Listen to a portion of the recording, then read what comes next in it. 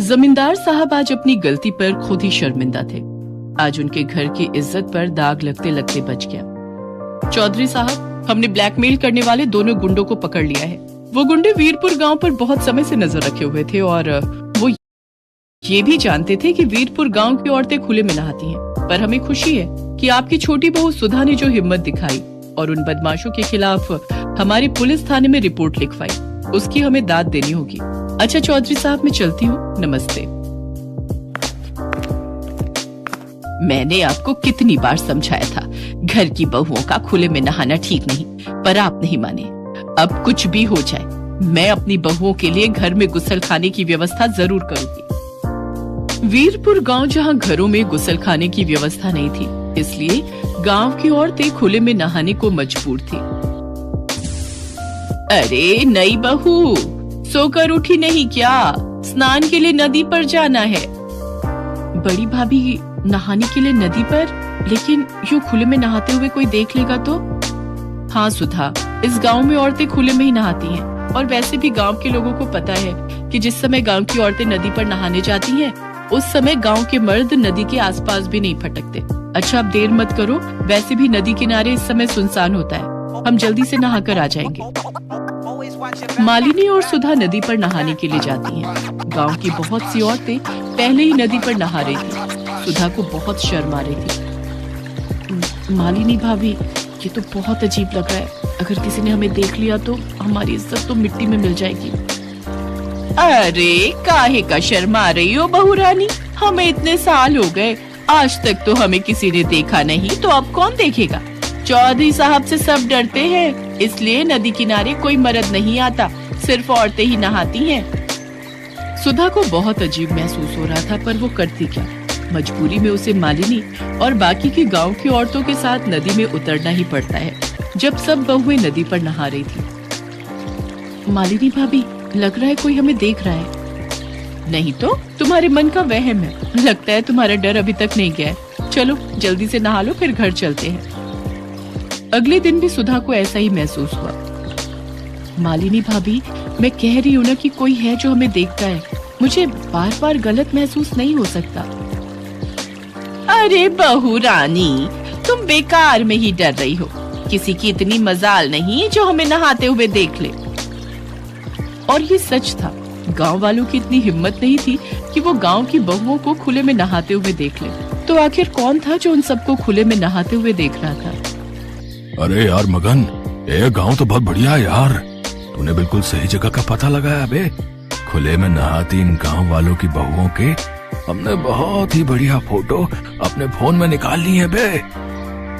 वही तो, मैंने बिल्कुल सही गांव का पता लगाया ना। अब इन फोटोओं का इस्तेमाल करने का सही समय आ गया बे। गांव के चौधरी की दोनों बहुएं भी उन औरतों के साथ ही नहाने आती हैं। चौधरी की बहुओं को ब्लैकमेल करके अच्छे खासे सोने के जेवर और रुपए ऐंठ लेंगे।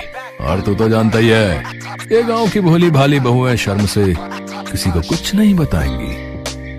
तो ठीक है, किसी दिन रास्ता रोककर ये फोटोएं उन्हें दिखा देते हैं।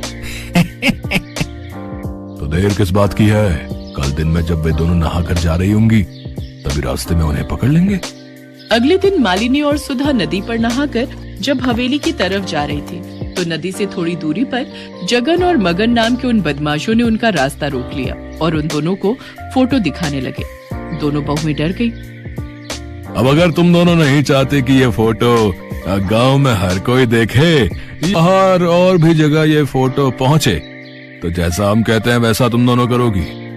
नहीं नहीं, हमारी ये फोटो किसी को मत दिखाना। तुम्हें क्या चाहिए, हमें सीधी तरह बता दो।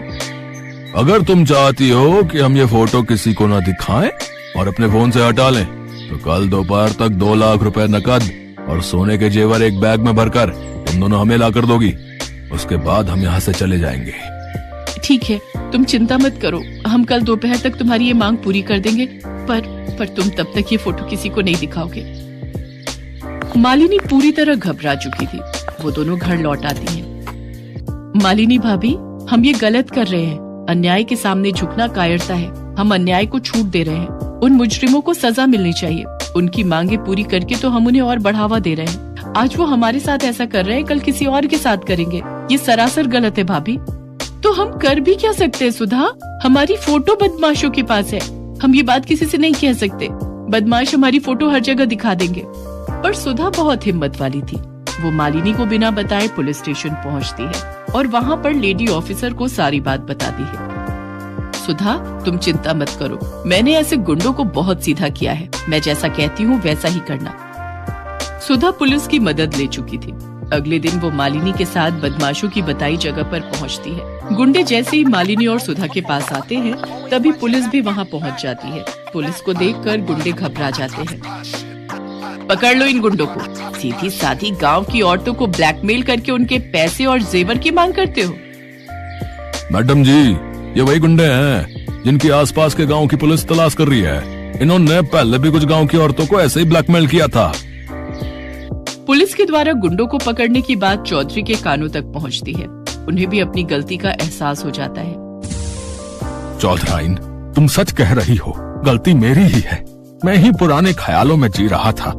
मैंने कभी इस ओर ध्यान ही नहीं दिया कि हमारी बहू बेटियों को किस चीज की सबसे ज्यादा जरूरत है।